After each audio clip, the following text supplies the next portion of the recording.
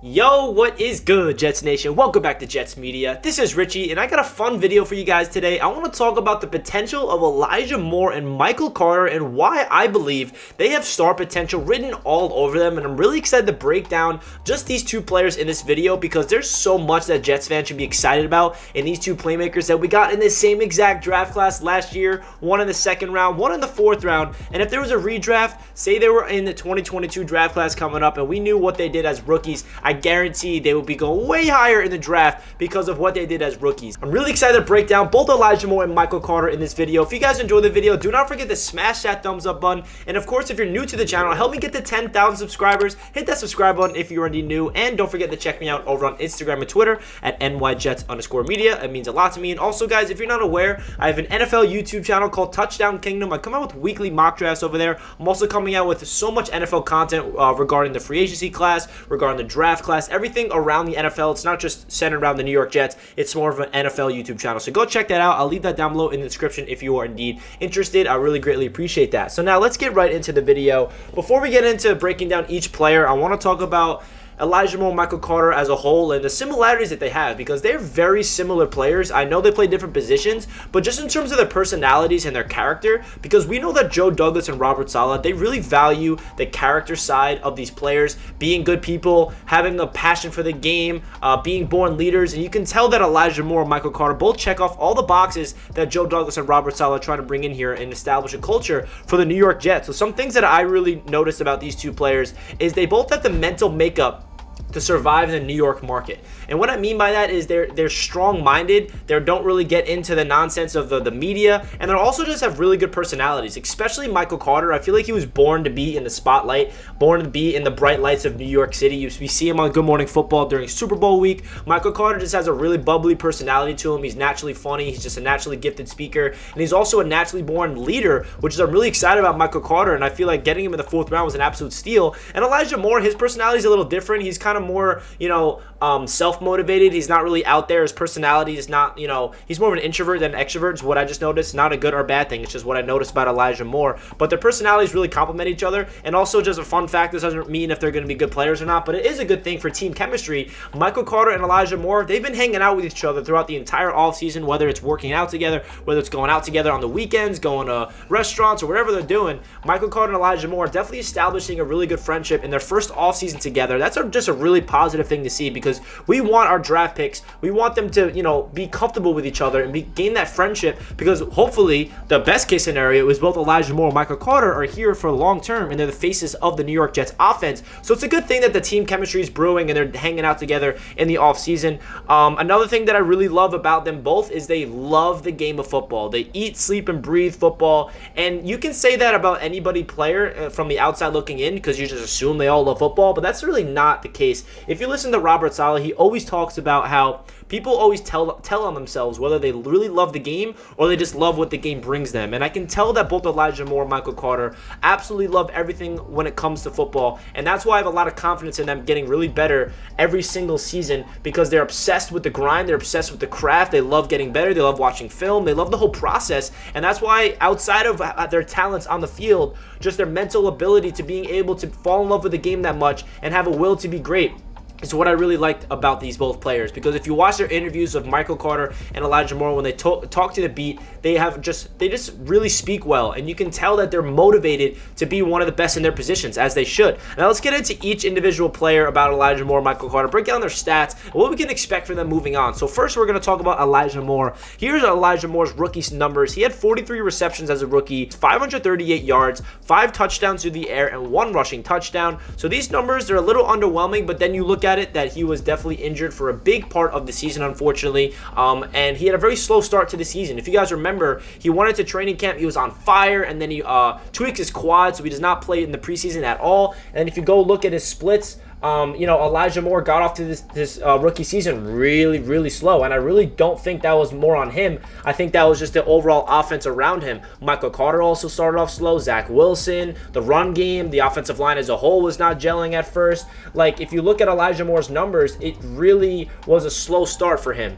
And then all of a sudden, he gets hot. He gets back in shape. He's healthy. He gets a concussion in the beginning part of the season, and then all of a sudden, Elijah Moore, in a 5-game span, All 5 of those touchdowns came in a 5-game span, and that is why I want to talk about this, because if you stretch out those 5 games into a 17-game pace, I don't expect him to put up these numbers, but I want you guys to understand how insane Elijah Moore was in that 5 games as a rookie. He was on pace for way over 80 receptions, 1,400 plus yards, and around 14 touchdowns. Now, no, I'm not expecting Elijah Moore to put up these numbers as a sophomore, but what I'm trying to say is if Elijah Moore can stay healthy, I think if he can play for 17 games and he can do anything close to what he did in those 5 games as a rookie, we are in good hands. Elijah Moore is going to take over the NFL, and here are the reasons why for his ability on the field, why I really feel like Elijah Moore is destined to break out for the New York Jets in year number 2. Elijah Moore's route running is just different. You can tell that he's twitchy. He just plants his foot in the ground, and he just creates separation with ease, and you really need that style of receiver for the system in Mike LaFleur. You can tell why the New York Jets front office was obsessed with Elijah Moore in the entire draft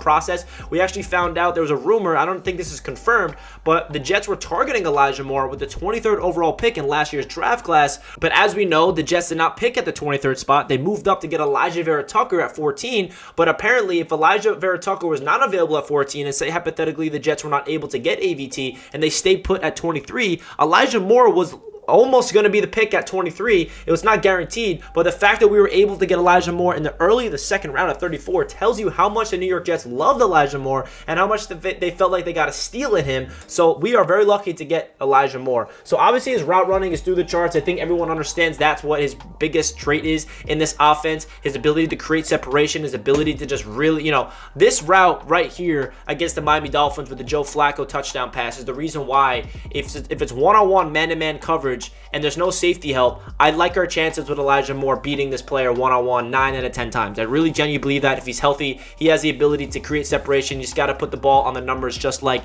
Joe Flacco did, and Elijah Moore does the rest, bringing it to the house for that big-time touchdown. Also, his speed is very good. It's not like, top-notch speed. It's not the blazing fast, but he has the speed in order to create separation and get past defenders. I would like to see him go down the field a little more in terms of stretching the field, but I feel like that's more of the play calling, of allowing that for Elijah Moore to go deep. Another thing about Elijah Moore that I love is his yak, his yards after the catch. I feel like he's an explosive playmaker. Whenever the ball's in his hands, he has the ability to make a play. And also his versatility. You can also take a handoff out of the backfield on end rounds. I would like to see the Jets get a little more creative with that, and I feel like Michael Ford is going to do that. So these are all the reasons why I feel like Elijah Moore is destined to be a really good football player for the New York Jets. The only thing that's going to hold him back, I think, is the injuries. Let's hope that his quad is okay and he can play a full 17-game season next year, because that's the only thing that's going to hold him back. Now, let's get right into Michael Carter. Michael Carter is another fun player to break down if you look at his stats. He finished with 147 carries, 639 rushing yards, averaging 4.4 yards per attempt, which is pretty good. And he had 4 touchdowns, and he only lost 1 fumble. And then if you turn to the receptions, he had 36 receptions, 325 yards, and a total of 964 yards at the line of scrimmage. So Michael Carter did all of this in only 12 full games. There were some games where he got injured, so he was not able to finish the rest of the game, and obviously did not play a full season. So I'm going to say the same thing about Michael Carter when it's Elijah Moore. We need to make sure both of these guys are healthy, because if Michael Carter played a full 17 games, I feel like he would have went well over 1,000 yards at the line of scrimmage, obviously. And I feel like Michael Carter, why I love his game so much on the field, is his versatility, his ability to be a dual back, catching it out of the backfield, and being able to make the first man miss. I don't think I've ever seen Michael Carter get tackled behind the line of scrimmage without making at least 1 or 2 people miss. I've never seen Michael Carter just be able to just be so good with the ball in his hands. I mean, every time I saw a Michael Carter get the ball in his hands as a rookie, I was so impressed with his ability to just make people miss, plant his foot in the ground, stay balanced, stay upright, making sure he fights for every single yard, always falling forward, keeping his legs turning. I mean, breaking tackles left and right. I feel like I saw a star in the making of Michael Carter, and I don't really throw that word around a lot, because I try to ground myself and not be, too over delusional about the Jets. But when it comes to Michael Carter, I really feel like we got a steal in him. And we all know the draft story about Michael Carter. The New York Jets were stressing out throughout the entire 3rd round, hoping that they can get Michael Carter in the 4th round. That's exactly what happened. They do not know how he fell all the way there. I don't know how he fell over there, because during my draft process, I had Michael Carter go in the 2nd round, and I wanted the Jets to draft him, I think, in the beginning of the 3rd round. But as we know, we traded both of our 3rd round picks to get AVT. So then the Jets get Michael Carter in the 4th round, and as as a rookie, he did everything you'd want. So let's get into the traits of why I feel like Michael Carter has what it takes to be a featured back in the NFL.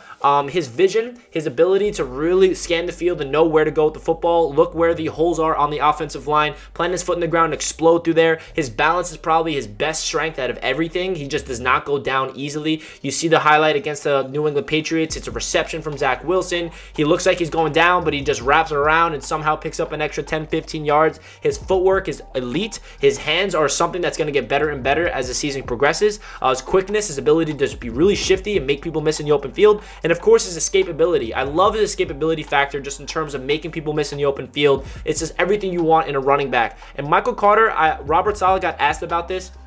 And he did say that he does not want Michael Carter to be the #1 back in terms of feature. Not saying that he can't handle it, just in terms of they want to make sure he's healthy. So expect the Jets to get a complimentary back. But I would love to see Michael Carter get at least 15 carries a game on top of 5 targets per game in the receiving. I don't think that's too much. Around 20 looks per game. I would love that because I feel like if the more volume you give Michael Carter, the more production you're going to get out of him, and the more this Jets offense can get really, really good surrounding Michael Carter. So that's my thoughts about Elijah Moore and Michael Carter. Why I feel like they have potential to be really, really good for the New York Jets. I'm so happy because there's been so long. Every single draft class, I'm always hoping that the Jets can find a playmaker late in the draft, whether it's a 2nd, 3rd, 4th, or 5th round, that we can develop and be a face of this team. And now the New York Jets potentially found 2 of them in one draft class, a wide receiver in Elijah Moore in the 2nd round, a running back in Michael Carter in the 4th round. Hopefully Joe Douglas can do the same thing this upcoming draft class. We will see. But Jets fans should be very excited about Elijah Moore and Michael Carter because they have legit star potential. The only thing that's going to hold them back in my eyes is their injury concerns. I don't really think it's going to be a concern at all, but obviously they need to be on the field and get chemistry, continue that chemistry with everybody else. Obviously, I talked about Carter and Moore's chemistry together, but you know that they're best buddies with Elijah Vera Tucker. They're close with Zach Wilson. I feel like they're just really good locker room presence, and that's what Joe Douglas and Robert Saleh are trying to build here with the New York Jets. So leave a comment down below, guys, your thoughts about Elijah Moore and Michael Carter. Do you guys think I'm overhyping them a little too much? Do you think that their potential is not as high as I think? I would love to hear your opinions down below. Don't forget to comment and like the video if you guys enjoyed, and I'll catch you guys in my next video. Let's go Jets. Peace.